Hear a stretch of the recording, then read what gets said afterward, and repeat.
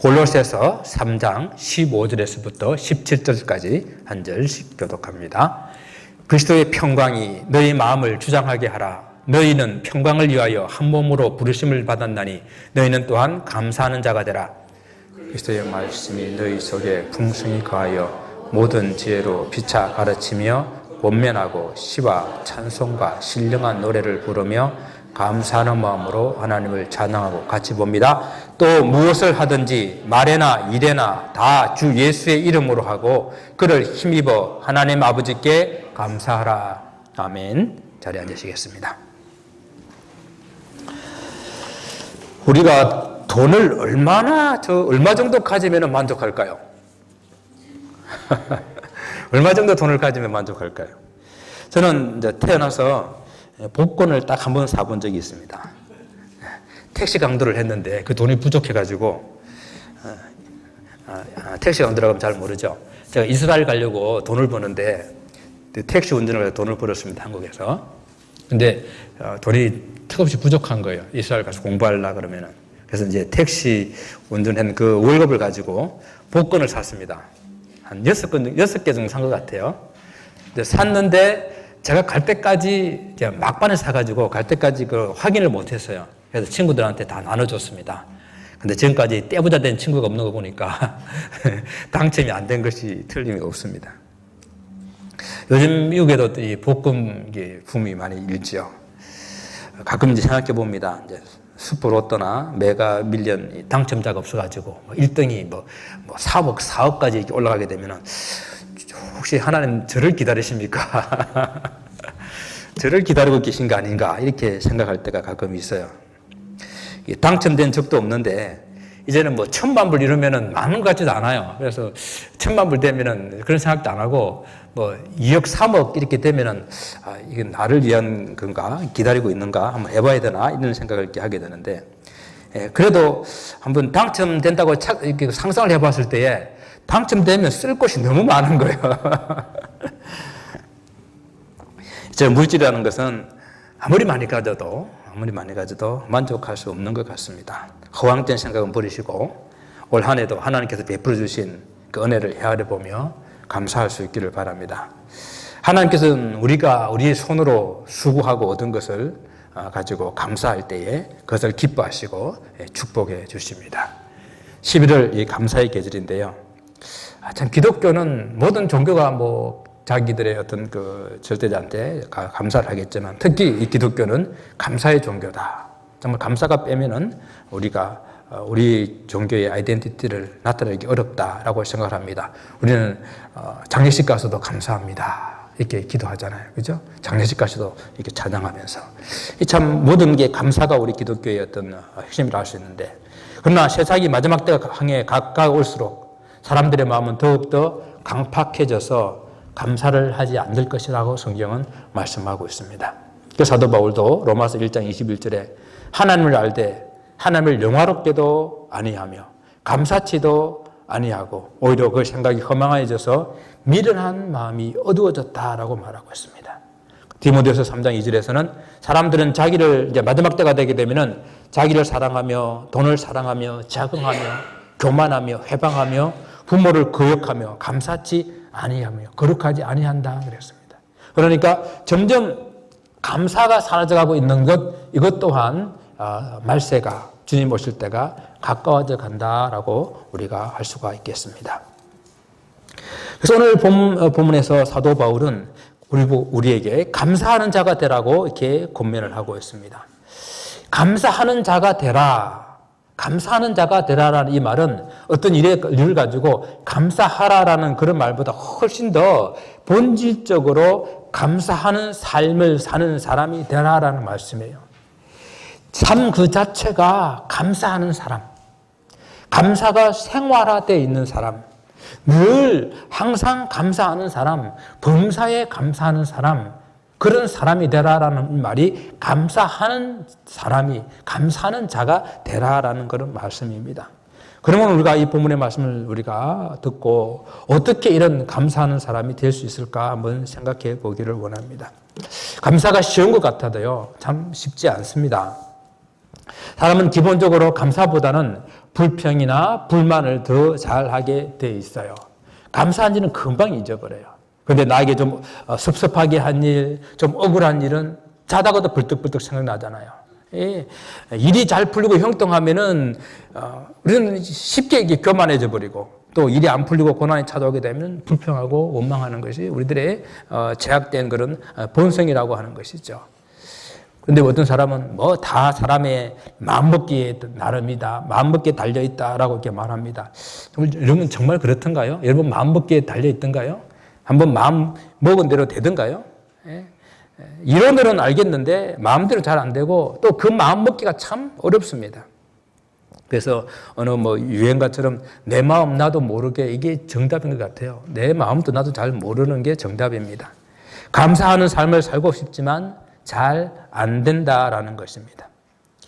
성도의 그 신앙의 어떤 척도를 우리가 한번 나름대로 한번 판단하기는 어렵지만 판단해 본다고 한다면은 얼마나 그 삶에 감사가 있는가. 자기 자신을 한번 진단해 보게 될 때에 지금 내 삶에 얼마나 감사가 있는가, 아니면은 자꾸만 쌍시옷자가 자꾸 내 입에서 나오는가, 이게 한번 자기 자신을 한번 돌이켜 보면 되겠습니다.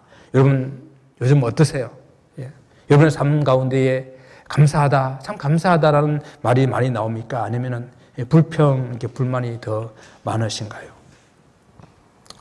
불평과 불만을 가지기 쉬운 본성을 가진 우리가 늘 감사하는 그런 삶을 살 수 있는 길은 오늘 본문에서는 그리스도의 평강이 우리의 마음을 주관하는 것이라고 말씀하십니다.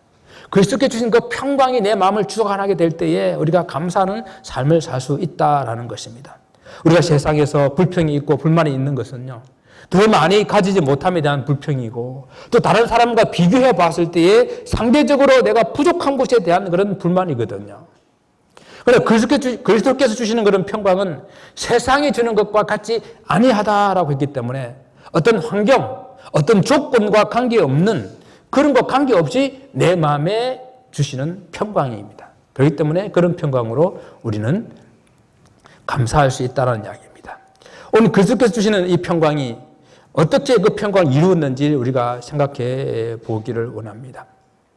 우리 주님께서는 당신이 가지신 것을, 모든 것을 다 내어놓으시고, 그리고 이 땅에 오셨습니다. 그리고 이 땅에 사시면서도 정말 세상에 많은 유명한 사람들, 위인들이 무소유로 살았다 그러는데 정말 우리 주님만큼 무소유로 사신 분이 없어요. 아무것도 가지지 않고 사셨습니다. 그리고 마지막에 당신이 가진 그 생명까지도 십자가 위에서 다 내려놓으신 그러한 주님, 그러한 주님께서 이루신 그 바로 평강, 그 평강을 오늘 저 여러분에게 주시면서 그 평강으로 우리의 마음을 주관하게 해라 말씀하십니다.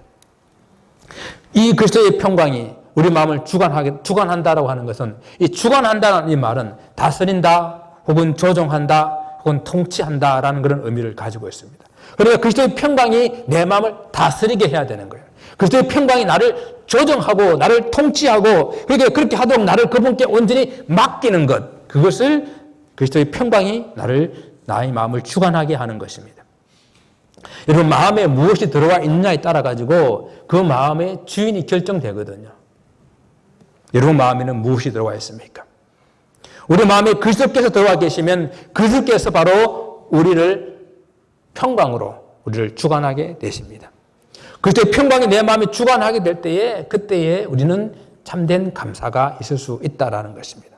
사도 바울은 빌립보서 4장에서 아무것도 염려하지 말고 다만 모든 일에 기도와 간구로 너희 구할 것을 감사함으로 하나님께 아뢰라. 그리하면 모든 지각에 뛰어나신 하나님의 평강이 그리스도 예수 안에서 너희 마음과 생각을 지키시리라.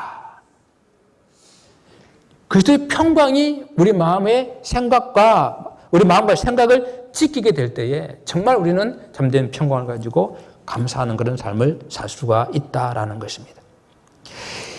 감사하는 사람이 되는 것, 감사하는 자가 되는 것, 그것은 환경과 관계없이 항상 범사에 감사하는 삶이거든요. 이런 감사의 사람이 되는 것은 우리 내가 알고 있는 어떤 지식이라든지, 나의 어떤 그 교양이라든지, 나의 어떤 그런 감정, 이런 거로 되는 것이 아니에요. 우리가 알고 있는 얄팍한 지식은요, 늘 손이익을 따집니다. 이게 나한테 이익이 될 것인가 손해가 될 것인가 그렇게 계산하고 또 다른 사람들과 가진 것을 비교합니다. 늘 비교하면 내 것이 적지요 뭐. 늘 비교하면 내가 남들보다 더 많이 수고하고 애썼지요 뭐. 비교하면 그렇게 됩니다. 하나님의 무한하심을 나의 조그만 머리로 판단하고 분석하면 감사하기보다도 불평과 불만이 앞설 수밖에 없다라는 것입니다. 우리의 교양이라고 하는 것이요.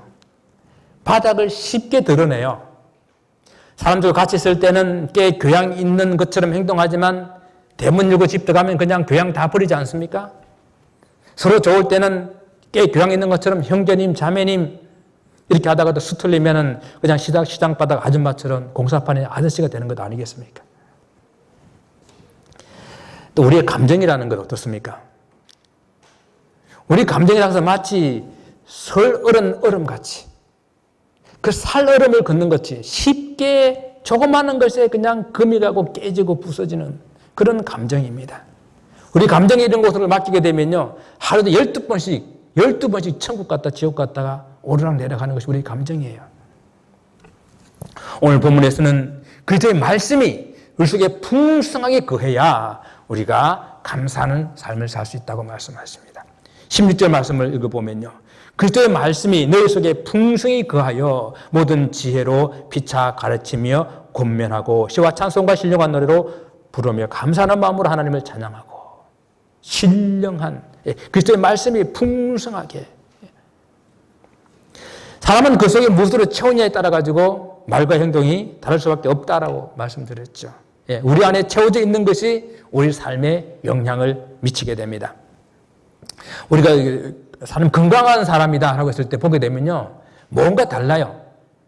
건강한 사람은 물론 우리가 운동도 많이 해야 되겠고 이런 병원 자주 가야 되겠지만 진짜 건강한 사람들은 먹는 음식이 달라요.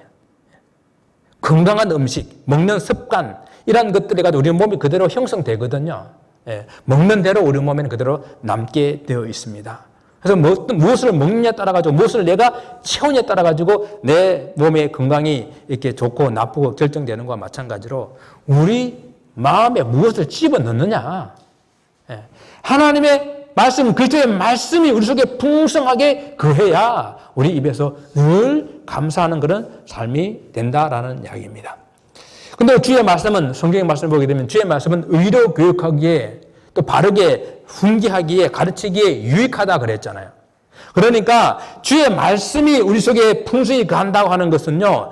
어떤 이런 의미로 생각할 수가 있어요. 우리가 주의 말씀을 먹는다. 주의 말씀을 풍성하게 우리가 거한다라고 하는 것은 주의 말씀도 내가 잘 가르침을 받아서 훈련되고 또 주의 말씀으로 권면을 받아서 나를 십자가 앞에 복종시키는 삶을 말하는 거예요.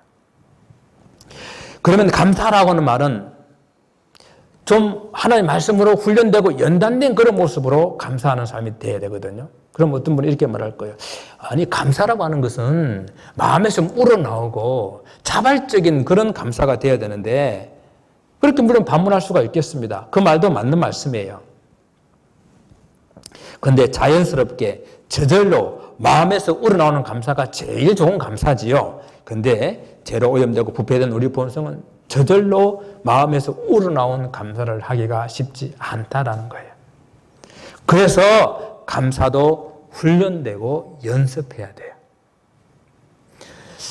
어떤 분은 좀 성격 때문에 마음은 그렇지 않은데 이 말로 감사하다는 말로 잘 표현 못하는 분이 있을 수 있습니다. 뭘 좀 잘못했는데도 그 잘못한 것을 미안합니다, 잘못했습니다라고 말로 잘 표현 못하는 분이 있을 수 있어요. 성격적으로 그럴 수 있습니다.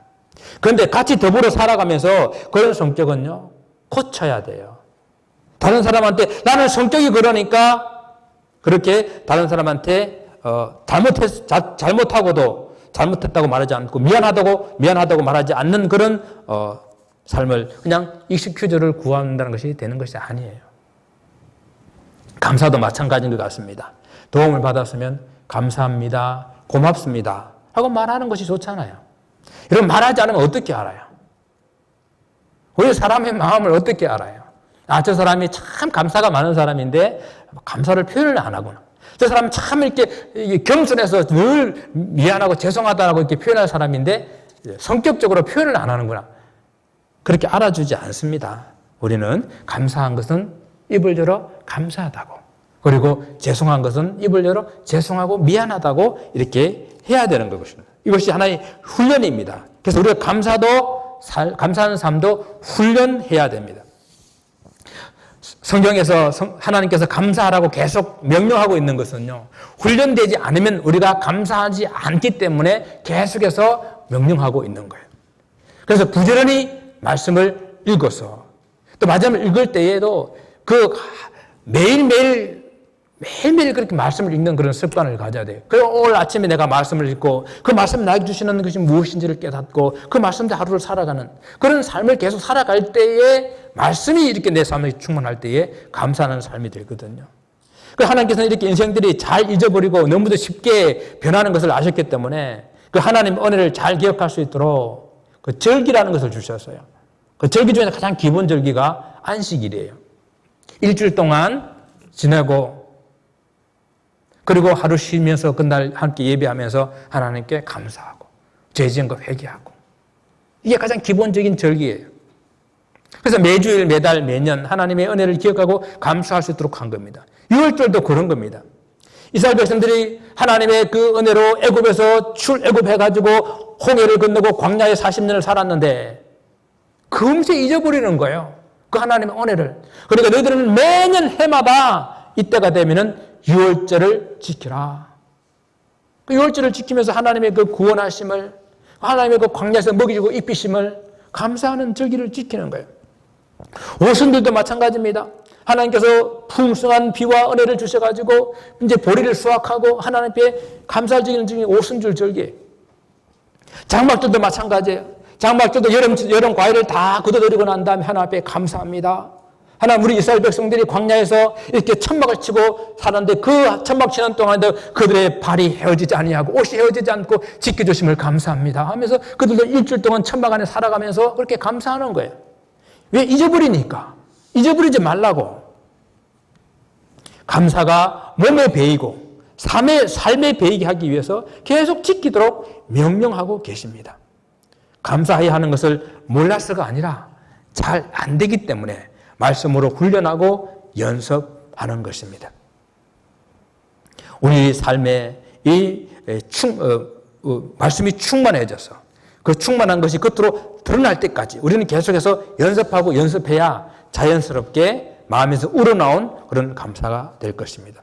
그리고 우리 자녀들도 어른들한테 인사해.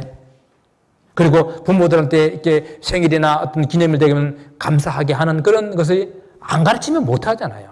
가르쳐서 하게 해야 감사할 줄 아는 거거든요. 그래 나중에 어린아이가 처음에는 몰랐다가 좀 성장하게 되게 되면은 그것이 감사해야 되는 것이구나 하는 것을 알게 될 때까지 가르쳐야 되는 것이거든요. 그렇게 우리는 잘 안 되는 그런 인생들이기 때문에 주님께서 말씀으로 명령하셔서 그 말씀 속에서 우리를 이렇게 감사하는 삶을 살아라고 말씀하고 계신 것입니다. 사람의 말과 행동은 그 사람의 정체성을 잘 나타내 보여줍니다. 감사하는 사람이 되라라는 말씀을 듣고 있는 오늘 이 골로새 지역에 있는 이 초대교회, 이 신약교회의 상황을 우리가 한번 생각을 해봅니다. 핍박과 삶의 고난 속에 놓여 있는 그런 사람들에게 바울은 감사하는 사람이 되라라고 권면을 했어요.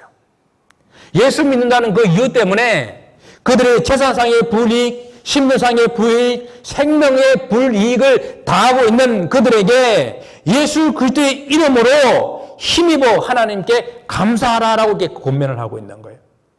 오늘 17절 말씀을 보시면요. 또 무엇을 하든지 말에나 일에나 다 예수의 이름으로 하고 그를 힘입어 하나님 아버지께 감사하라. 예수님 때문에 고난당하고 있지만 그 예수님 이름을 힘입어야만 그 고난을 이길 수 있기 때문에, 견뎌낼 수 있기 때문에 그 예수의 이름을 힘입어서 이 고난을 이겨내라고, 그 예수 이름을 힘입어서 너희들이 감사하는 삶을 살아라고 권면을 하고 있습니다. 예수의 이름, 그 이름을 힘입을 때에 어려운 상황이지만은, 고난을 당하고 있는 상황이지만은, 목숨을 위협을 받고 있는 그런 상황이지만은 그 상황 가운데서도 감사할 수가 있다라는 것입니다. 지금 사도 바울이 예수님 이름, 그 이름 전하다가 지금 감옥에 갇혀 있는 상황 가운데서 이 골로새서를 쓰고 있거든요. 그래서 옥중서신이라고 그러잖아요. 비록 예수님 때문에 감옥에 갇혀 있는 그런 삶을 살지만은 그러나 예수의 이름에 힘입어서 그는 감사하는 삶을 살고 있습니다. 예수님 이름을 힘입는다라고 하는 것은요, 예수님을 바라보고 예수님을 생각한다는 그런 뜻을 가지고 있어요. 무슨 일을 할 때에, 무슨 말이든지, 무슨 행동이든지 먼저 예수님을 바라보고 예수님을 생각하는 거예요. 아, 이 일을 당하게 될 때, 일을 하게 될 때에 우리 주님이었으면 어떻게 하실까? 우리 주님이었으면 어떻게 했었을까? 먼저 주님을 생각하는 거예요. 주님을 바라보는 것입니다. 그래서 사도 바울은 늘 그런 삶을 살았었어요. 그래서 골로새서 앞에 1장 3절 말씀 보게 되면요, 우리가 너희를 위하여 기도할 때마다 하나님 곧 우리 주 예수 그리스도께 감사하노니라는 그런 인사말을 해요. 사도 바울이 이런 인사를 할 때에 그냥 기억날 때 한두 번 기도하고 내가 너희를 기도할 때마다 이렇게 말했을까요? 늘 기도했기 때문에, 늘 골로새 교회의 성도를 바라보며 기도했기 때문에 그는 내가 너희를 기도할 때마다 이렇게 말하는 것 아니겠습니까? 감옥에 있지만 성도들 위해서 쉬지 않고 기도하고 기도할 때마다 감사하고 있습니다. 사도 바울은 무엇을 하든지 예수 그리스도의 이름으로 했고 그리고 그 이름을 힘입어 했기 때문에 그 삶을 통해서 늘 하나님께 감사하는 그런 삶을 살 수가 있었습니다. 즉 사도 바울은 무엇을 하든지 그리스도를 바라보았고 무엇을 하든지 그리스도를 생각했습니다. 우리가 무엇을 할 때에 그리스도의 이름으로 행하고 그 이름을 힘입는다고 하는 것은요, 이 내가 하는 어떤 일을 통해서 내 이름이 드러나지 않는다라는 것을 말하는 거예요. 내 힘과 내 능력을 의지하지 않는다라는 것을 의미하는 거예요. 사람들이 주로 감사하지 못하는 그런 이유는 내 힘으로 했다고 생각하고 내 능력으로 했다라고 생각하기 때문입니다. 그래서 내 것 가지고 내가 하는데 그래서 그 일 가지고 자기 이름이 드러나기를 원합니다. 그래서 사도 바울은 어떻게 하든지 그리스도의 이름이 존귀케 되어지고 어떻게 하든지 그리스도의 뜻이 세상 가운데 전해지는 것, 그것이 우리 사도 바울의 소원이었거든요. 그래야 하나님께 감사드릴 수가 있는 것입니다. 사랑하는 성도 여러분, 올해 한 해 수고 많이 하셨습니다. 잘 못 주무시고 잘 못 쉬지도 못하시고 또 마음대로 놀러 다니지도 못하시고 또 마음대로 쓰지도 못하시고, 우리가 옛날처럼 농사를 실제로 이렇게 짓는 것은 아니지만 그래도 우리 하나님께서 힘주셔서 한 해 동안 일할 수 있는 곳, 일터와 사업을 주시고 또 이렇게 한 해 동안 수확하여 거둬들이게 했습니다. 정말 거둬들인 것 가지고 주님께 감사할 수 있기를 바랍니다. 누구의 이름으로 하느냐? 정말 예수 그리스도의 이름으로 우리가 사는 것, 이것이 중요한데요. 누구의 이름을 하느냐에 따라 가지고 그 정체성, 그 사람의 정체성이 결정되기 때문입니다. 누구의 힘을 빌어서 하느냐에 따라서 그 사람의 주인이 결정됩니다. 그리스도의 이름을 힘입어서 행하시기 바랍니다. 누구에게 감사하느냐에 따라 가지고 우리의 신분이 결정됩니다. 하나님께 감사하여서 하나님의 자녀가 되시기를 주님 이름으로 축원을 드립니다.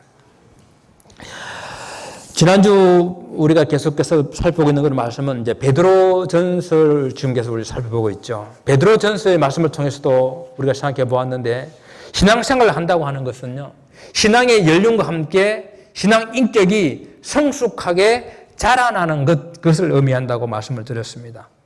신앙이 성숙했다라고 가늠할 수 있는 것들이 많이 있거든요. 그 중에 하나가 오늘 우리가 함께 생각해 보고 있는 이 감사하는 거예요. 어린아이 때는 부모나 가족들이 해주는 것, 그 당연하게 받아들이거든요. 너무도 당연하게 생각. 그러나 조금씩 처리되기 시작하게 되면, 그것이 참 감사한 일이었구나. 신앙생활에서도 감사할 줄 아는 것이 바로 성도의 기본적인 어떤 삶이요, 어떤 성숙한 그런 모습으로 성장하고 있다라는 그런 표시가 됩니다. 신앙인으로서 감사하게 될 때 가장 기본이 되는 것이 우리 구원받음에 대한 감사. 이것이 가장 기본이요, 가장 중요한 본질적인 것이라고 생각합니다. 우리가 감사해라 그러면 손을 바라보면 내 손에 뭐가 있는데? 내가 뭘 받았는데. 이것이 우리의 습관이에요. 하지만 가장 기본적인 감사는 내가 무엇을 받았어가 아니라 오늘 우리가 찬양했듯이 내가 이 자리에 서 있는 것. 내가 이 자리에 존재하고 있음. 이것이 감사예요. 가장 기본적인 감사죠. 우리가 부모에게 감사할 때도 제일 먼저 부모로부터 우리가 생명을 얻게 된 것, 이게 감사 중에 감사요. 가장 감사의 기본이 아니겠습니까? 그런데 우리는 이 감사는 너무도 당연한 것으로 생각하기 때문에 잊어버리는 것 같아요. 부모님 없이는 우리가 존재할 수 없었다는 걸 생각하게 될 때에 우리를 이 땅에 존재하게 해주신 그 부모님께 감사할 수 있어야 할 것입니다. 신앙생활도 마찬가지인 것 같아요. 구원받음에 대한 감사가 가장 본질적이요, 가장 기본적인 것입니다. 그런데 우리가 이 또한 신앙생활을 하면서 너무도 당연한 것으로 생각하기 때문에 이것을 너무도 쉽게 잊어버리고 산다는 이야기입니다. 사도 바울은 오늘 본문 말씀부터 앞장에 나오는 이 골로새서 2장 6절과 7절 말씀에서 이렇게 말합니다. 그러므로 너희가 그리스도 예수를 주로 받았으니 그 안에서 행하되 그 안에 뿌리가 박히며 세움을 받아 교훈을 받은 대로 믿음에 굳게 서서 감사함을 넘치게 하라. 우리가 예수를 주로 받았기 때문에 그것 때문에 그 이유만으로도 감사가 넘치는 삶을 살아야 된다라는 이야기입니다. 감사 중에 제일 큰 감사는 예수를 믿고 구원받는 것입니다. 맞습니까? 아주 중세의 교부 중에서 황금의 입이라고 말하는 이 그리소스톰이라는 이 교부는 죄 중에 죄는 감사하지 않는 것이다 라고 말했어요. 우리가 이 구원받은 이 일을 감사하지 않는 것은 마치 이렇게 표현할 수 있을지 모르겠어요. 혹시 여러분들은 지금까지 살아오시면서 정말 목숨을 잃을 뻔했는데 어떤 누구에 의해서 이렇게 목숨을 구한 그런 기억이 있습니까? 저는 몇 분 있어요. 죽을 뻔하다가 살아난 몇 분 경험이 있습니다. 그렇게 나의 생명을 구원해 주는데도 불구하고 그것을 그냥 잊어버리는 것과 마찬가지예요. 나의 생명을 구원해 줬는데도 감사함이 없는 것과 마찬가지입니다. 우리 구원받은 것을 모르는, 구원받은 것에 대한 감사를 모르는 그런 바로 이런 은혜를 잊어버린 것과 같다는 이야기입니다. 이 세상에 있는 물질이나 명예나 지위 같은 것은 결코 영원하지 않잖아요. 그러나 우리가 예수님을 믿음으로 말미암아 받은 이 구원은 하나님과 함께 영원히 함께하는 영원한 생명을 얻은 것이거든요. 그러므로 구원받은 것에 대한 끝없는 감사가 우리에게 있어야 될 것입니다. 세상 사람들 많이 감사하는 삶을 살 수 있는지 몰라요. 그러나 이 세상에서 구원받아서 감사할 수 있는 이 특권은 성도들에게밖에 없어요. 그렇잖아요. 이제 한 해를 마무리하며 감사의 절기를 보내고 있는 이 시점에서 한 해 동안 주님께 받은 것을 한번 헤아려 보시기를 바랍니다. 여러분도 다 아시는 이야기지만 우리가 미국 오고부터 지금까지 한 번도 나은 적이 없고 해마다 힘들다, 어렵다, 예전 같지 않다라는 말을 계속 듣고 살아오고 있는데 힘든 것은 틀림이 없는 것 같습니다. 어쩌면 어떤 분은 작년보다 올해가 더 힘들어진 분도 있을 것입니다. 그래도 우리가 헤아려 보면은 주님의 은혜 아닌 것이 없잖아요. 노예 가가지고 목사님들 만나면은 늘 이제 목사님들이 물어봐요. 요즘에 교회는 어떠냐고, 얼마나 부흥되냐고. 그러면 제가 대답을 빨리 안 하면은 이제 대답도 하기 전에 바로 답을 해줘요. 요즘에 교회는 문 안 닫는 것만 해도 감사하지. 그렇게 이제 하고 난 다음에 제가 다 모든 게 하나님의 은혜지요 라고 이렇게 대답을 합니다. 미국의 인기 만화 작가인 바트 심슨이라는 사람이 참 못된 말을 합니다. 이런 모든 것이 다 하나님 은혜요 라고 하는 이런 기독교인들을 풍자해가지고 말하기를, 누가 자기한테 식사 기도를 부탁한다면 나는 이렇게 기도할 것이다. 하나님이시여, 우리가 이 음식을 먹기 위해서 내가 모든 것을 다 지불하였으니 하나님께 감사할 것이 하나도 없나이다. 정말 그런가요? 우리가 지금 가지고 있는 이 모든 것들이 정말 내가 다 지불해서 내가 다 노력해서 얻은 것들인가요? 얼마나 내가 미처 손쓰지 못한 많은 하나님의 은혜가 그 속에 들어있는지. 그래서 사도 바울은 이렇게 말합니다. 내게 있는 것 중에 받지 않은 것이 무엇이냐? 내가 받았은즉 어찌하여 받지 않은 것 같이 자랑하느냐라고 책망하고 있습니다. 이것이 바로 우리들의 대답이어야 됩니다. 아무것도 없습니다. 하나님께로부터 받지 않은 것이 하나도 없습니다. 이것이 성경이 우리에게 가르치는 답이에요. 그래서 감사는 믿음으로 하는 것 같아요. 많이 있어서 많이 받아서 하는 것이 아니라 그 작은 것이지만 그것이 하나님께로부터 왔다는 믿음, 그 믿음을 가지고 하는 것입니다. 또 그래서 감사는 선택하는 것이라고 생각합니다. 내가 하나님의 감사라는 이 단어를 선택하고 정말 하나님의 감사하는 그런 마음을 가지는 것이죠. 결정하는 것이죠. 가끔 제가 이렇게 아주 제가 존경하는 그런 헨리 나우엔이라는 이런 유명한 영성 목사님을 이렇게 신부님을 소개하게 되는데 그가 내리막길에서 만난 예수라는 그래서 이렇게 소개합니다. 이분은 원래 하버드 대학에서 교수직을 하고 있던 분인데 그것을 다 이렇게 사표를 내고 캐나다에 있는 정바가를 수용하는 그곳에 가지고 아담이라는 한 아이를 돌보는 그 일을 이렇게 하게 됩니다. 그런 정말 수없이 끝없이 오를 수 있는 그런 오르막길을 걸어갔던 사람인데 그가 이렇게 고백해요. 오르막길에서는 예수가 보이지 않는다. 그런데 내리막길에서는 진정한 예수를 만날 수 있었다. 그래서 나는 이제 내리막 인생길을 걷고자 한다. 이유는 간단하다. 예수님을 가까이 하고 싶었습니다. 받은 것을 헤아려 보며 한번 감사해 보시길 바랍니다. 혹 작년보다 더 어려움을 겪으신 분들도 그 어려움 속에서 감사하면서 주님을 가까이 만날 수 있는 축복을 경험할 수 있기를 바랍니다. 성숙한 신앙인이 감사할 수 있고 또 감사하는 신앙인이 더욱더 성숙해지게 되는 거예요. 그런데 보다 차원이 높은 감사는 내가 받은 것을 나누는 것입니다. 지금 지구촌은 풍요롭고 그리고 편리하고 그리고 화려함 속에 살아가고 있습니다. 그러나 또 한편으로는 더욱 빈곤하고 더욱 불안정하고 더욱 비참함 속에 사는 사람들이 있습니다. 그래서 풍요 속에 빈곤이라는 그런 말이 있지 않습니까? 풍부한 자원을 가지고 고도로 발달된 기술로 엄청난 부를 이루고 있는데 여전히 실업자는 넘쳐나고 거리에는 노숙자가 넘쳐납니다. 그래서 대중 속에서 고독한 인생들이 더욱더 많이 생겨나게 됩니다. 우리 옛날에 불렀던 그런 복음성가 중에서 사랑은 참으로 나누는 것, 더 가지지 않는 것, 나눠주고 빌려주고 꾸어주면 더 풍성해진다는 그런 복음성가 가사처럼 감사는 내가 그 받은 것이 얼마이든지 간에 내가 받은 것이 그 무엇이든지 간에 이웃과 함께 나누는 것입니다.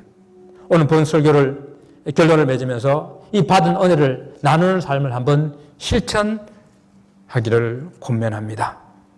작은 것부터 나누어야 됩니다.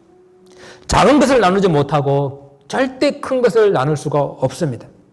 작은 것부터 나눈다고 하는 것은 나누는 습관을 가지는 것을 말합니다. 작은 것부터 나누는 것은 늘 나의 이웃을 생각하는 것을 말합니다. 혹시 로또 1등 되면 내가 교회도 짓고 사람도 가난한 사람도 돕겠다고 하시는 분이 있다면 지금 내 손에 있는 것, 내가 할 수 있는 것, 그 작은 것부터 실천할 수 있기를 원합니다. 그리고 구체적으로 나눠야 됩니다. 연말이 되게 되면 여기저기서 이웃을 돕자라는 이야기를 많이 듣죠. 또 돕고자 하는 선한 마음을 가지고 계실 것이라고 생각합니다. 그러나 그냥 머릿속에서는 생각으로서는 실천되지 않습니다. 구체적으로 계획하고 한번 실천해 볼 수 있기를 바랍니다. 예를 들게 되면 내가 노숙자 몇 사람을 한번 도와보겠다. 내가 어디에 구체적으로 얼마를 한번 도네이션 헌금을 해보겠다.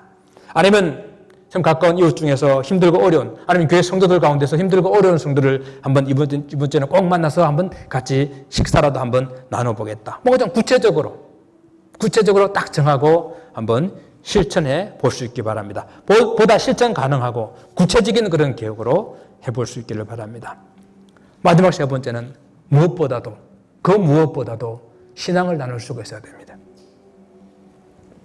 나눔 중에 제일은 신앙을 나누는 것입니다.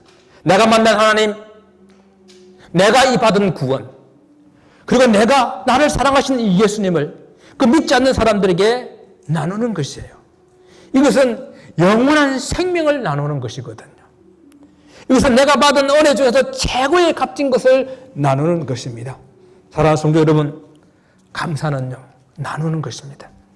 그 중에서 내가 받은 최고의 선물을 나누어서 나에게 생명을 주신 그분의 은혜에 보답하는 그런 삶이 될 수 있기를 주님 이름으로 축원을 드립니다. 기도하겠습니다. 아버지 하나님, 내가 받은 것 중에 주께 받지 않은 것이 하나도 없는데 우리는 자꾸만 내가 나의 노력으로 나의 수고로 이뤘다고 생각하는 이 어리석음을 가지고 있습니다. 모든 것이 주께로부터 왔으니 주님께 감사하는 삶이 되게 하시고 무엇보다도 구원받은 일에 감사하며 이 감사한 삶을 나의 삶 가운데에 실천할 수 있도록 아버지 하나님, 작은 것에서부터 구체적으로 그리고 무엇보다도 주가는 생명 가운데에 이 놀라운 생명을 나눌 수 있는 우리 삶이 될 수 있도록 축복하여 주옵소서. 감사하며 예수 그리스도의 이름으로 기도드리옵나이다.